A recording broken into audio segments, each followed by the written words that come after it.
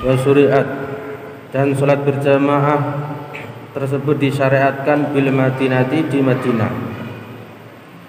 Jadi di Mekah ini belum ada perintah berjamaah,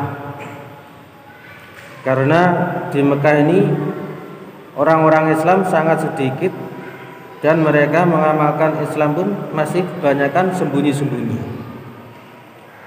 Sedangkan berjamaah ini diperintahkan untuk menampakkan syiar, sehingga ketika Nabi ini dan para sahabatnya masih di Mekah, maka sholat berjamaah ini belum disyariatkan, belum diperintahkan. Nah, ketika di Mekah, Nabi ini kadang-kadang sholat berjamaah, ada yang mengatakan dengan Siti Khadijah, kadang-kadang Siti Ali. Intinya secara umum 13 tahun Nabi ini ya sholatnya ya tidak berjamaah dengan sahabat secara umum, karena belum disyariatkan berjamaah. Wa qaluha, dan minimalnya jamaah itu imamun, imam, wa makmumun, dan makmum. Ini minimalnya jamaah itu ada imam dan makmum. Kalau jamaah ini menurut lughah itu maknanya taifah, golongan. Jamaah ahli sunnah, berarti golongannya ahli sunnah. Kalau jamaah menurut apa itu namanya, ketika safar, jamaah itu minimalnya 3 orang. Jamaah dalam tertib sholat itu minimalnya 2 orang, imam dan makmum. Ini bahasa jamaah ini maknanya taifah. Ini jamaah itu maknanya taifah. Walaupun kita ini di sini, kita di sini, terus misalnya kita ini punya sanad-sanad, punya guru-guru yang jauh dari kita atau sudah meninggal, kita ini disebut sebagai jamaah juga, jadi bukan sendirian. Sehingga Sufyan Tsauri beliau mengatakan, apabila ada seorang faqih di atas gunung, satu orang faqih di atas gunung, sungguh aku mengatakan seorang tersebut itu dalam keadaan berjamaah, maksudnya taifah. Maka pentingnya kita ini jamaah menurut syarat, juga perlunya kita ini berjamaah menurut arti yang sebenarnya. Wahya adalah salat berjamaah bil jum'ati, dalam salat Jum'ah, dari subha, suma subuh, suma isya, suma asr, suma dhuhr, suma maghrib, itu afdal. Paling afdal salat berjamaah itu adalah berjamaah dalam salat Jumat. Lalu subuhnya salat Jumat, lalu salat subuh, lalu salat isya, salat asar, salat dhuhr, lalu salat maghrib. Sholatul jamaah adalah sholat berjamaah bi ada'i maktubah, di dalam sholat a'da yang difardukan. La Jum'atan juga tidak, sholat Jum'ah itu sunatun sunnah mu'akkadatun, digalakkan. Ini sholat jamaah di dalam a'da maktubah itu di sunnah yang digalakkan, ya, ditekankan, sangat ditekankan. Ini tertib untuk sholat a'da. Li khabari, karena hadis muttafaq alaih yang disepakati sahihnya dari atas hadis tersebut. Sholatul jamaah afdal min sholatil fard bi 27 derajat. Wa afdaliyah taqdinat biyah faqat. Jadi hadis ini sholatul jamaah afdal min sholatil fard bi 27 derajat. Ini dipahami oleh segolongan ulama Syafi'iyah, terutama Imam Rafi'i. Hadis ini menetapkan hukum kesunahan saja, bukan fardu.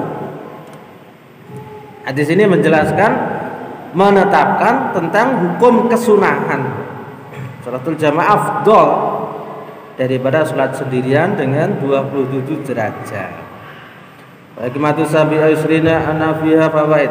Hikmahnya 27 derajat itu, di dalam 27 derajat itu ada faidah-faidah. Tazidu yang melebihi ala sholatil fard, atas sholatnya orang yang sendirian. Bina bidalik dengan 27 derajat tersebut. Jadi 1 derajat. Ketika seorang ini berjamaah dengan 1 derajat, dikerjakan sholat sendirian, itu jauh berbeda. Jauh berbeda faedahnya. Di 1 derajat dikerjakan dalam keadaan berjamaah, terus 1 derajat dikerjakan sendirian, itu bedanya sangat jauh. Itu 1 derajat, padahal jamaah itu ada 27 derajat. Wa kharaja dan mengecualikan bil adai dengan salat ada al-qadha, salat qadha amnya. Dia mengecualikan salat ada yaitu salat qadha. Ini tafaqat maqdiyatul imam wal ma'mum sunat jamaah. Ini mengecualikan salat jamaah itu digalakkan itu hanya berlaku dalam salat ada. Hanya berlaku dalam salat ada. Ya, adapun salat qadha itu apakah disunahkan berjamaah? Dilihat. Kalau qadhanya itu mencocoki imam dan makmum, maka disunahkan berjamaah. Sebagaimana dalam satu kisah, satu riwayat, ketika Nabi dalam perjalanan, maka beliau ini kemalam lelah, capek dan sahabatnya sehingga ketiduran. Bangun-bangun matahari ini sudah tinggi. Artinya bangun-bangun Nabi ini sudah masuk waktu duha. Jadi ketinggalan sholat subuh. Lalu beliau memerintahkan sahabatnya untuk pindah dari tempat tersebut. Karena tempat tersebut itu dikatakan banyak jinnya. Lalu Nabi memerintahkan sahabat Bilal untuk mengumandangkan adzan dan iqamah, terus mereka semuanya sholat berjamaah. Ini adalah dalilnya bahwasanya qadha itu disunahkan untuk berjamaah jika imam dan makmum itu sama-sama dalam qadhaannya. Imam kita punya qadhaan salat zuhur, kawan kita punya qadhaan salat zuhur juga sama, sunnah jamaah. Tapi ini tidak digalakkan. Karena hukum berjamaah yang digalakkan itu hanya berlaku salat ada, bukan salat qadha.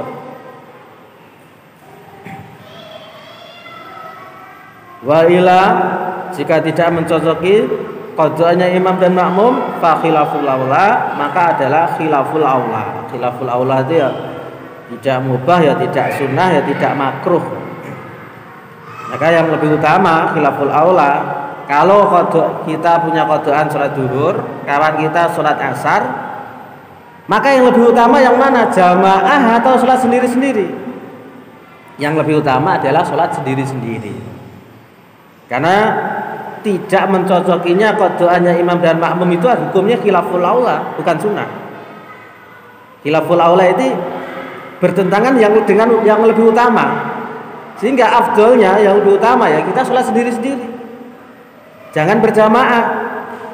Karena walaupun kita berjamaah ya kita tidak dapat apa-apa. Qadha khalfa qadha seperti sholat ada di belakang sholat qadha. Atau kita ini sholat ada, terus di belakang kita sholat qadha. Misalnya kita punya qadhaan sholat zuhur, terus kita bermakmum dengan orang yang mengerjakan sholat zuhur. Misalnya kita di musola sana sudah sholat zuhur, ternyata datang sini baru didirikan sholat zuhur. Kebetulan kita ini punya qadhaan sholat. Nah kalau kita berjamaah bagaimana? Boleh, tapi itu khilaful aula. Kita tidak dapat apa-apa. Justru yang lebih utama kita sholat sendirian. Wa uksihi dan sebaliknya. Jadi kita ini punya sholat ada, terus misalnya kawan kita ini kebetulan punya qadha dan kita belum berjamaah. Akhirnya kita mengajak kawan kita, kamu sholat ada, saya sholat qadha, atau saya sholat qadha sebagai imam, kamu sholat ada sebagai makmum. Itu pun khilaful aula, tidak dapat apa-apa. Meskipun sama sholatnya, duhur sama duhur, tapi imamnya ini qadha, imamnya qadha, makmumnya ada. Itu khilaful aula, tidak dapat apa-apa juga. Wa kharaja bil qad'ana min wa fardun khawfa nafin, juga salat fardu di belakang salat sunnah itu sah, jadi enggak dapat pahala jamaah. Kecuali sunnahnya itu ya sunnah yang tidak perbedaannya itu sudah tafakhus ya. Seperti kita ini salat rawatib di belakang salat kusuf gerhana matahari atau gerhana bulan, ini enggak boleh. Ini kalau kita ini sholat fardu, di depan kita ini sholat sunnah, walaupun sholat qobliyah ba'diyah itu sah, tapi tidak dapat pahala jamaah. Auksihi wa tarawih qalba witrin, auksihi sholat witir di belakang sholat raweh di belakang sholat witir itu sah, tapi khilaful aula. Wabil mangdubah bil mangdurah, Ya, sholat maktubah hingga di belakang sholat mangduroh yang dinadarkan. Kalau anak saya lahir laki-laki, saya nadar karena Allah, saya mau sholat nadar. Terus kita bermakmum dengan orang yang sholat fardu. Nah, ini khilaful aula, tidak dapat apa-apa. Falawa nafilatu falatusanu fil jamaah wala tukrahu. Dan berjamaah sholat sunnah itu tidak dimakruhkan, juga tidak disunahkan. Sholat sunnah yang tidak digalakkan berjamaah, seperti sholat qobliyah, seperti sholat ba'diyah. Ini diperbolehkan berjamaah, tapi tidak disunahkan untuk berjamaah. Karena itu khilaful aula.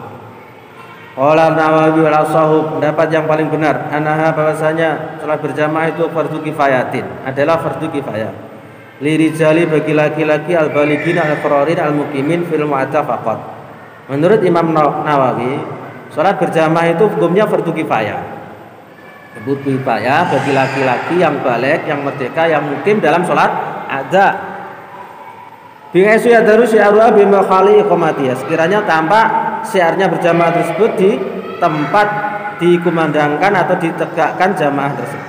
Harus tampak. Kalau belum tampak itu ya semua orang kampung itu dapat dosa. Kalau sunnah muakkad tadi, kalau dikerjakan, kalau ditinggalkan tanpa uzur, itu ya makruh. Lewat makruh aja. Tapi kalau sunnah kifayah, fardu kifayah ini kalau dikerjakan kok belum tampak syiarnya, ya semua orang kampung itu dosa, dapat dosa semua. Dan tanya, wakila inna fardu ain. Ada yang berpendapat sholat berjamaah itu fardu ain. Bahwa adalah yang berpendapat sholat berjamaah itu fardu ain itu mazhab Ahmad, mazhabnya Imam Ahmad. Kata Imam Ahmad sholat berjamaah itu fardu ain. Ini untuk pribadi kita ya fardu ain, tapi kalau untuk orang lain ya sunnah muakkad atau fardu kifayah. Wakila syartu li sihhati shalah, ada yang berpendapat menjadi syarat untuk sahnya sholat. Ini menurut Imam Daud Ad-Dawiri, bahwasanya sholat berjamaah itu menjadi syarat sahnya sholat. Jadi mazhab ini sudah tidak terbukukan lagi. Ini mazhab Daud Ad-Dawiri. Beliau berpendapat jamaah itu harus, kalau tidak ya enggak sah sholatnya. Nah, ini enggak bisa dipakai. Karena ini sudah tidak dibukukan lagi. Tapi untuk takdir bagi kita itu boleh. La yakadunat bulin nisa tak kita rijal. Tidak digalakkan sholat berjamaah tersebut bagi wanita seperti digalakkannya bagi laki-laki. Laki-laki itu sunnah muakkad. Kalau wanita itu berjamaah itu bagaimana? Sunnah jika tidak menimbulkan fitnah, tidak apa itu namanya, ada izin dari suami dan sebagainya. Terus kata ya. Tempatnya ada yang ada dulu di kamar dulu, tempatnya harus umum berisi, kan itu kan ada sholat di kantor, ada di pasar, juga tidak mendapatkan apabila sholat berjamaah. Di pasar juga ada azan, ada apa itu batasannya itu biar dapat sholat berjamaah. Itu yang berdapat sholat di rumah aja sama anak istri kan ada juga. Terus Batasannya itu apa itu? Penting ada azan, qomat, batasannya kan harus dapat sholat berjamaah. Batasan sholat berjamaah itu ya ada imam, ada makmum. Walaupun tidak ada azan, walaupun tidak ada iqamah, itu sudah dapat fadilah berjamaah. Sehingga Imam Nawawi beliau mengatakan seandainya 2 orang berjamaah dan 1000 orang berjamaah itu 27 derajat sama. Cuman yang 1000 itu memiliki keutamaan yang lain, karena dalam hadis yang lain semakin banyak jamaah ini semakin dicintai oleh Allah. Dan kalau jamaah di rumah dengan istrinya bagaimana? Apakah mendapatkan 27 derajat? Sudah mendapatkan 27 derajat. Ini banyak sahabat, bukan banyak ya, ada beberapa sahabat itu ketika ditanya Nabi, kok kamu itu nggak sholat sampai di masjid ya Rasulullah? Saya tadi udah sholat di rumah saya. Kamu kenapa kok nggak sholat bersama kami ya Rasulullah? Tadi saya sudah sholat di rumah saya. Ini ada beberapa sahabat seperti itu. Dan itu tidak diingkari Nabi. Oleh Nabi diperintahkan untuk sholat lagi berjamaah. Ini sahabat, cerita sahabat. Cuman kalau kita sholat di rumah itu kita hanya dapat fadilah 27 derajat saja. Nah kalau kita di masjid itu fadilahnya lain. Memakmurkan masjid, ya, bisa itikaf di masjid, bisa menampakkan syiar di masjid. Banyaklah fadilahnya, jauh berbeda.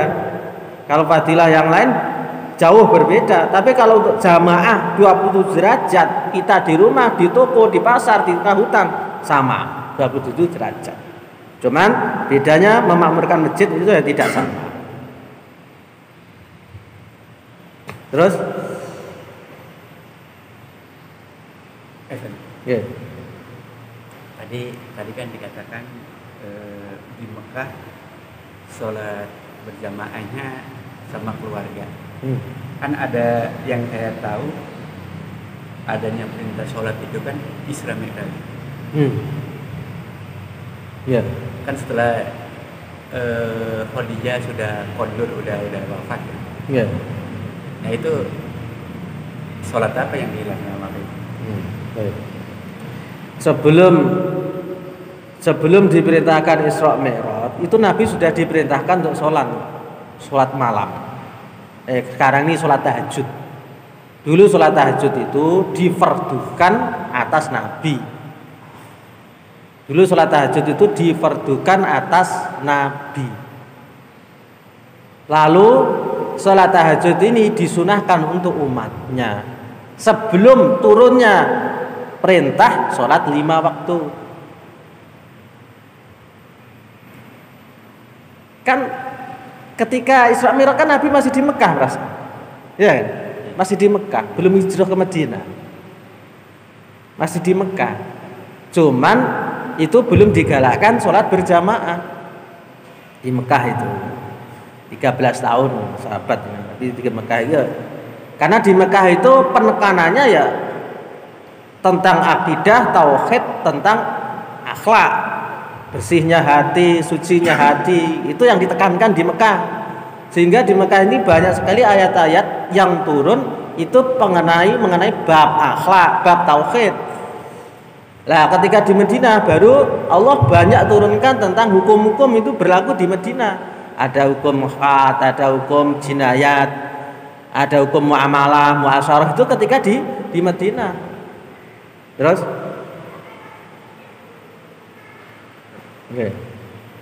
misalnya kita ketinggalan jamaah di masjid,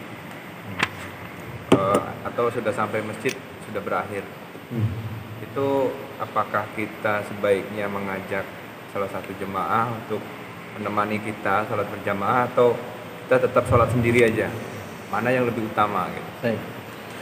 Dalam satu riwayat, ketika Nabi sudah menyelesaikan sholat, maka datang seorang sahabat. Maka ketika Nabi melihat sahabat itu, Nabi mengatakan kurang lebihnya, siapa yang mau sedekah, hendaklah menemani sahabat ini untuk sholat berjamaah. Akhirnya salah seorang sahabat menemani sahabat yang terlambat tadi untuk bareng-bareng berjamaah. Pertama, dia dapat pahala menolong saudaranya, bisa jamaah.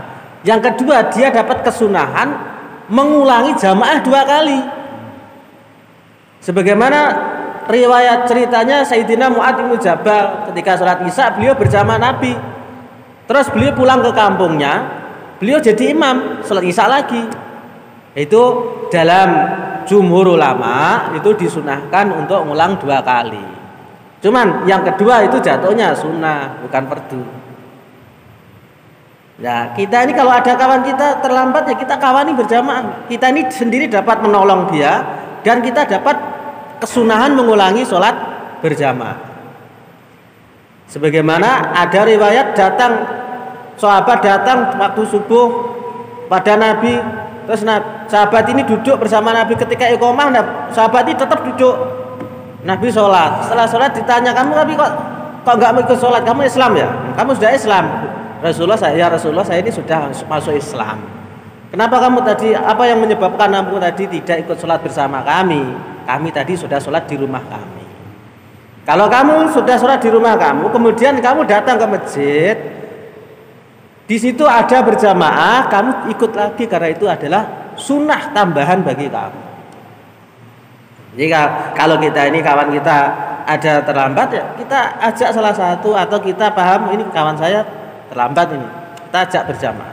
Terus misalnya Ustaz di posisi yang terlambatnya, misalnya kan kita sedang mau minta tolong sama orang, misalnya dia tetap sholat sendiri misalnya, apakah dihitung berjamaah atau tidak statusnya? Kalau misalnya kita nggak sempat minta bantu sama yang lain atau nggak ada teman yang bisa. Menurut ulama mutaakhirin muhaqqiqin, jika dia sudah istiqomah sholat berjamaah, terus ada suatu halangan atau udzur, sampai di masjid ternyata sholat berjamaah udah selesai ini, apakah dia tetap mendapatkan pahala berjamaah atau tidak? Itu pertanyaannya. Menurut Imam Nawawi, enggak dapat berjamaah, enggak dapat pahala berjamaah.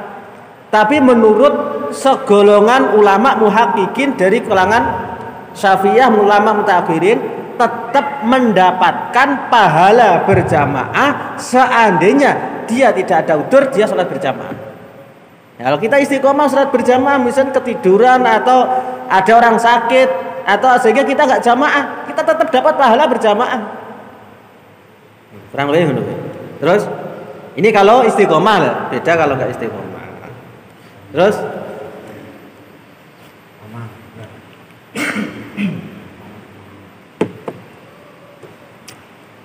jadi kita misalkan pergi ke suatu tempat yang jadi di tempat tersebut mungkin dilaksanakan itu sholat yang bentuknya itu dikeraskan suaranya Ustaz, maghrib, isya, subuh, Ustaz. Jadi begitu kita ikut sholat dalam jamaah, yang imam itu ternyata membacanya itu bacaannya kita bukan ahli sih dalam Quran, tapi yang kita bisa tahu kalau itu bacaannya bagus atau enggak, main tabrak aja panjang pendeknya, kemana-mana kan itu yang baca imam Ustaz. Jadi karena seperti itu, karena kita tidak enak hati, terus kita mau parokoh dari jamaah tersebut Ustaz, menyendirikan, memisahkan dari jamaah, apakah sholatnya seperti itu mendapatkan pahala jamaah Ustaz? Nah itu yang pertama Ustaz. Yang kedua, apa-apa saja yang membolehkan kita tuh parokoh dari jamaah Ustaz? Ya kalau kita sudah istiqomah, ya kita wajib parokoh, karena kita tidak boleh bermakmum dengan imam yang umi, nggak sah sholat kita. Sholat kita nggak sah, wajib untuk mufarokoh. Tapi nggak dapat fadilah berjamaah. Fadilah berjamaah itu maksudnya kalau imamnya itu memenuhi syarat. Imamnya memenuhi syarat, bacaannya memenuhi syarat, baru kita dapat pahala berjamaah. Kalau imamnya itu umi, nah itu kita dapat dosa kalau kita berjamaah dengan dia.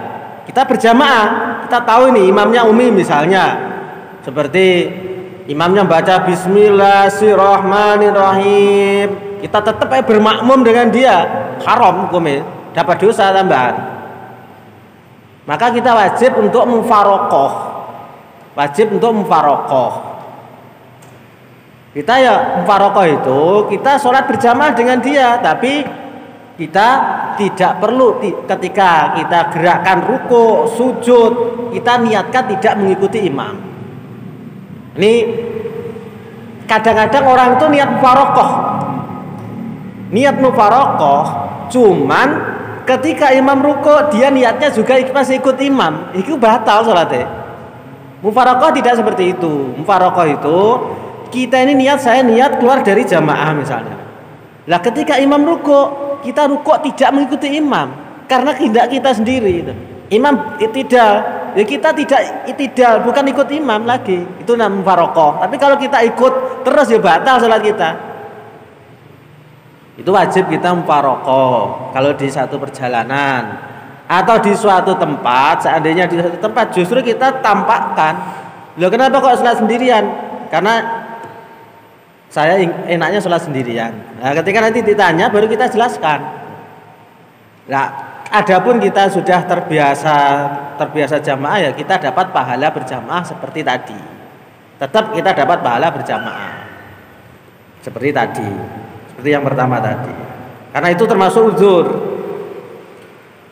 Mufaraqah itu ada kalanya wajib. Seperti ketika kita tahu jelas imamnya itu umi, wajib mufaraqah. Wajib mufaraqah.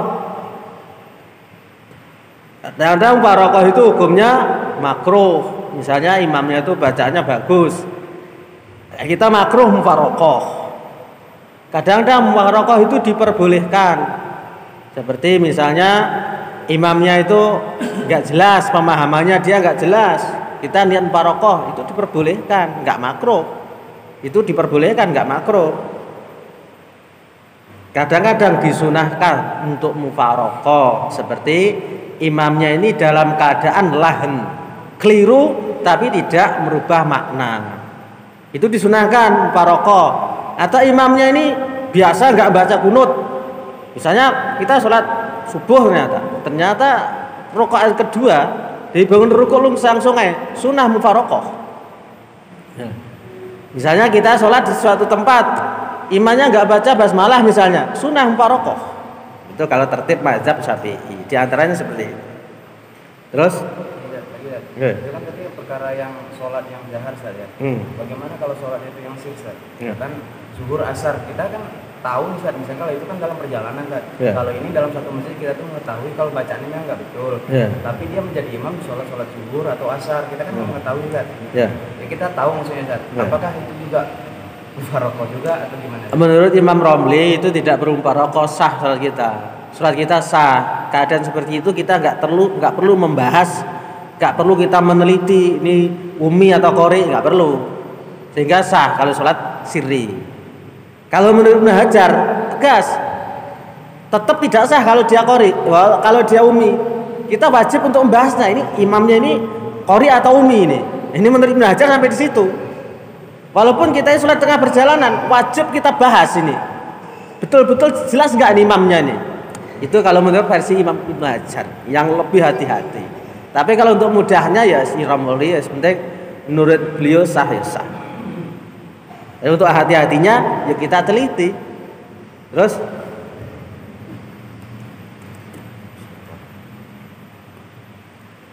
ini saya dalam perjalanan dari sini ke Pekanbaru. Nah ini kan udah termasuk dalam hukum perjalanan. Nah bagusnya kalau berhenti sholat itu yang bagaimana? Bagusnya yang berhenti sholat itu qashar. Yang qashar. Boleh kita sholat sempurna, boleh kita sholat berjamaah, boleh. Cuman ketika kita musafir ini tidak digalakkan kita ini berjamaah. Sunnah berjamaah tapi nggak digalakkan. Artinya kalau jamaah ini misalnya ini fardu ain, ini sunnah muakkad atau ini fardu kifayah, ini kita ketika safar nggak kena semua hukumnya. Karena ini berlaku ketika mukim, gitu loh. Ketika mukim. Tapi kalau untuk safar nggak berlaku ini hukum ini. Cuman tetap disunahkan kita berjamaah karena Nabi pun ketika safar beliau tetap berjamaah. Cuman kalau jamaah ini sudah sampai 3 marhalah disunahkan untuk qashar.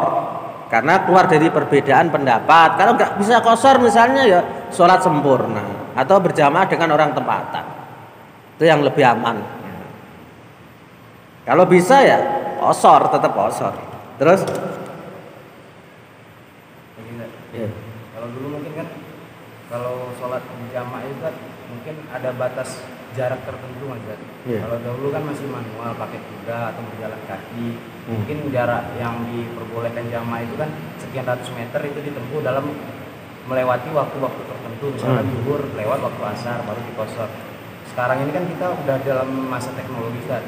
Jadi perjalanan itu kan makin singkat kan. Misalkan ribuan kilometer hanya ditempuh dengan jarak yang sekian menit misalnya atau sekian jam. Itu kan waktu itu belum terlewat waktu yang harusnya itu dijamak. Apakah itu memang boleh? Apakah itu harus dijamak juga atau bagaimana? Al-ibrah bi umumil abdi la bi khususi sabab. Yang dianggap itu adalah umumnya lafaz, bukan karena datangnya sebab. Oh, dulu ini pakai unta. Ini jamak boleh, sunnah jamak qashar itu harus kayak unta, kayak seperti itu. Al ibrah bi umumil lafdi la bi khusus sabab. Yang dianggap, yang dihitung sebagai hukum, yang diambil sebagai hukum itu adalah sesuai lafadz itu, bukan turunnya sebab. Sehingga walaupun waktu bisa diringkas pakai pesawat 1 menit, bisa 20, bisa 100 kilo misalnya, tetap disunahkan untuk qashar. Tetap disunahkan untuk qashar, karena qashar itu bukan waktu, jarak, gitu loh. Disyariatkan qashar itu bukan waktu melihat waktunya, tapi jarak. Walaupun seperti orang misalnya ada punya ke rumah langsung ke Mekah misalnya, dari Indonesia langsung ngilang sampai ke Mekah, tetap disunahkan qashar di sana.